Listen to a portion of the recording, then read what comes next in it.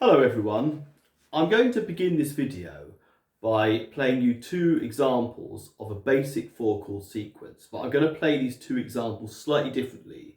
I want you to see if you can spot what I'm doing. So here is the first example.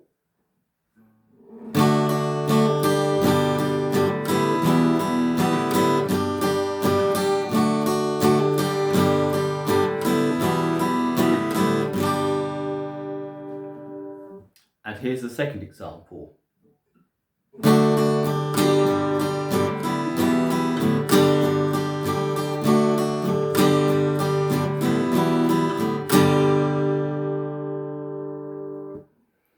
Did you spot the difference? Well, the difference was, in the second example, on the chords of G, which were the second and fourth chords in the sequence, I was anticipating the beat.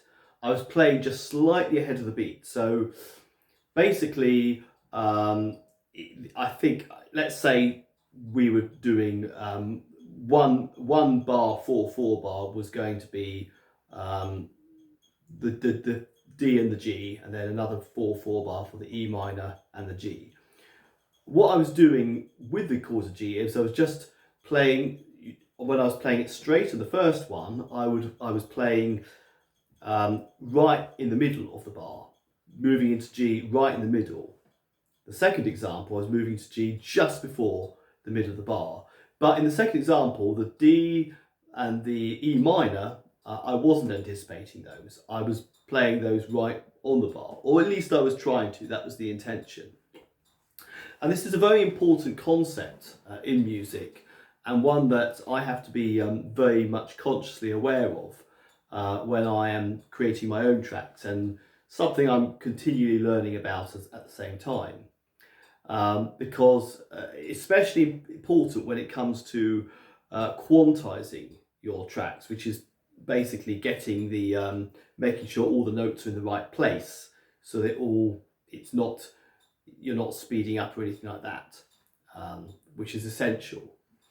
What you will find in a lot of pop music, a lot of rock music, is you will anticipate that the band will anticipate the beat and the singer will anticipate the beat, just like I was doing periodically throughout various songs. However, when this happens, normally the drummer and possibly the bassist will stay right on the beat, so they're not going ahead with you all the time, unless it's maybe a break or something. But typically the drummer will play straight, he will play right on the beat, but the rest of the band will come in just slightly ahead to give the song a bit of energy. And to give you some examples, if you listen to a lot of Elton John's piano playing, I think you will find he does this in much of the time. The drummer will be playing straight on the beat, but he, in his piano playing, will be anticipating the beat. I mean, an example of this is I'm Still Standing. I mean, the introduction, if you listen to that, you'll find that the beat's being anticipated right through. It's like...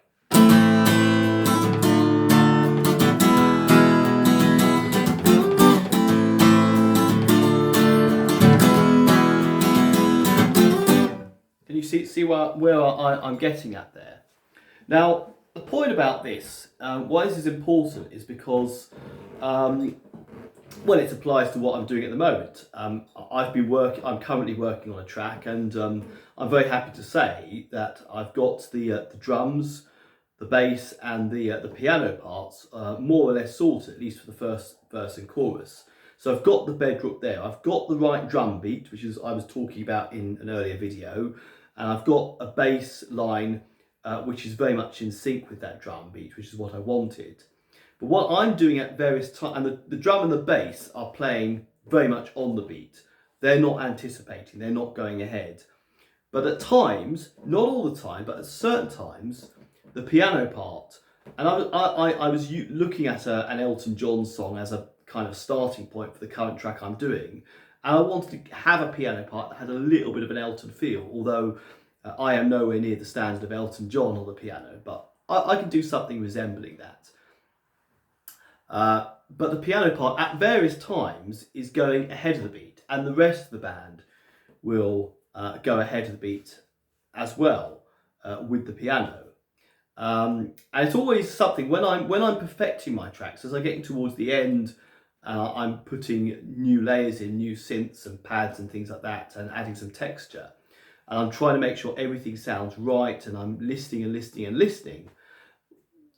The quite a common thing I find is where there's little small parts of a track that where there's a discord or something, is because I've got one part, say maybe the keyboard line is anticipating the beat, but I've been playing about with some pads, just casually, I guess, and then the pads that haven't anticipated the beat. So when I'm doing my stuff, all the instruments have to be anticipating the beat at the same time, so we don't have a discord. And the other thing is when you are quantizing, which is basically you can, when I say play a piano part or for any instrument, I can click a button so that all the notes go to the nearest 16th of a beat. So in theory, that should mean everything is timed correctly. Because if I normally, when I'm working on a track, I'll try and say a keyboard part, a piano part.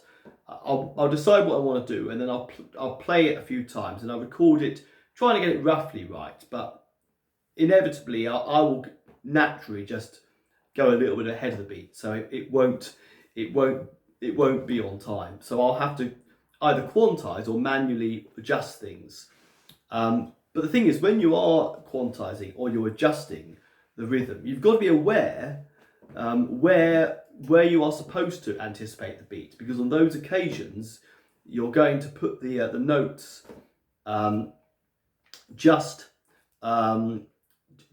ahead of where you want, or the bar, or where you want to place them in. So it's something that I've had to become very consciously aware of, really, ever since I started doing this. That you don't always stick right on the beat. Sometimes you anticipate, and sometimes you might even go behind the beat. For instance, in swing or big band music, Frank Sinatra, Dean Martin, those types of artists, they will often sing just a little bit behind the beat. The beat will come ahead because they want to give a more relaxed kind of feel. So anyway, I'm still learning this stuff. I don't know everything, but I'm just sharing you what I'm learning as I go along. Hope you found that interesting. Hope it makes sense. Hope that all made sense to you. And I'll see you again in another video, hopefully very soon.